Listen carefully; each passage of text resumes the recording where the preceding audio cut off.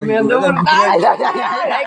এটা হইলো শিবপুর থানা আলীনগরের সম্মানায়ক, বুঝছেন?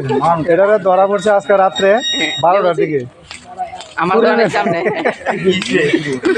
ধরা পড়ছে, ওনারা অনেক উত্তম মাধ্যম দেওয়া হইতেছে, ঠিক আছে?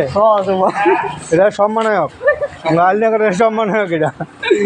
তো যাক, তারে আজকে সাইজ করা হইব, হাত পা ভাঙা হইব, সম্মানায়কের বিচার আজকে করে দিব আল্লাহ যদি বাঁচায়।